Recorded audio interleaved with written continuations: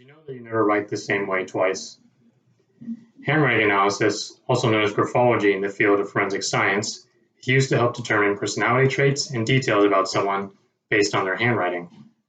Every single person has their own unique style of handwriting, and little did you know that every time you write a single character, you are simultaneously transcribing your emotions, personality, and many other details into it.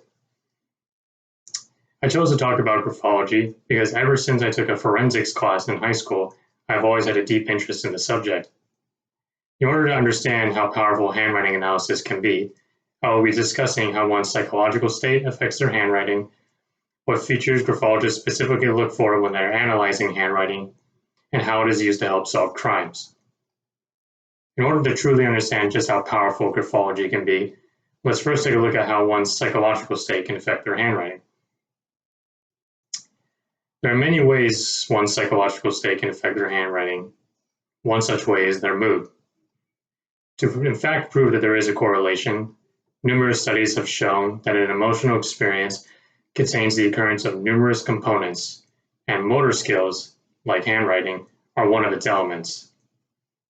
For example, if someone is happy, their handwriting is cleanest and neatest with no obvious variations. But if they are excited, then their handwriting tends to be larger and taller, often going above the baseline and extending into the line above it. Mental illness and disorders can also drastically affect one's handwriting.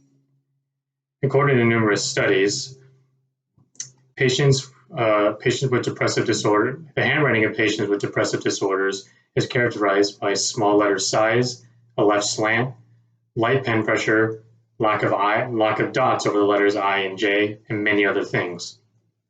In addition to this, some main indicators of schizophrenic handwriting syndrome include narrowness of writing, angular letters, light pen pressure, interruptions, lack of rhythmic connectivity between letters or parts of words, and irregular size of characters.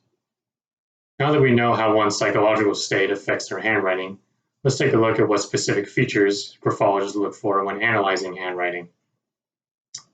There are many factors that graphologists look for when analyzing handwriting. One such factor is form.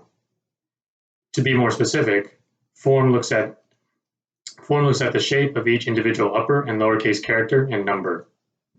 Form is important because these letter formations can point to a specific writing system or style that can help differentiate between a genuine article or a fake.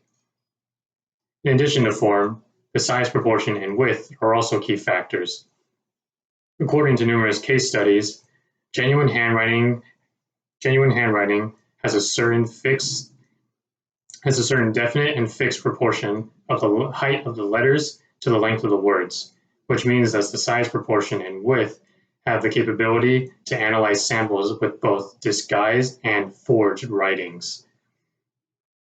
To ensure the accuracy of this method, one must compare the proportion of letters in relation to natural variations and also compare the relative size of letters in relation to natural variations.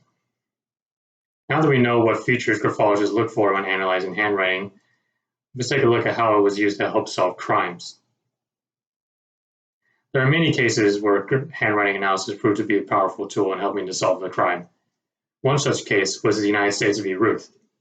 In short, United States v. Ruth was about U.S. Army Private Joseph DeRocher and U.S. Army Specialist Jeffrey A. Ruth, who were trying to conduct a get-rich-quick scam by using falsified documents to steal money from the bank accounts of other American military personnel. This scheme was uncovered when handwriting analysis of some of the falsified documents revealed significant inconsistencies in the signatures and other aspects of the handwriting in general. Another such case was a famous one, the kidnapping of Charles Lindbergh Jr. To summarize, Richard Hoffman, a German immigrant with a criminal record, entered the house of aviator Charles Lindbergh and kidnapped his sleeping infant son and left a ransom note demanding payment in exchange for the safe return of Charles Lindbergh Jr. After following the money trail, Hoffman was put on trial, where 8 handwriting specialists discovered significant similarities and patterns between the ransom note and Hoffman's handwriting therefore indicating or proving that he was in fact the kidnapper. These are just a couple of the many cases where handwriting was used as a powerful tool to help solve the case, and its usefulness will be valued for generations to come. Handwriting analysis, also known as graphology in the field of forensic science, has always played an instrumental role in the identification and closing of cases around the globe. There are many factors, such as how one's psychological state affects their handwriting, that graphologists look for, and it's these aspects that allow graphologists to come to a solid conclusion. Throughout time, there have been many people that have been skeptical about the legitimacy and the reliability of handwriting analysis. But in my opinion, it should and always will be a necessary tool that should be utilized, since it, like many other types of evidence, can be used to perform miracles, such as saving someone's life or livelihood. Thank you all for listening, and I hope you have a great rest of your day.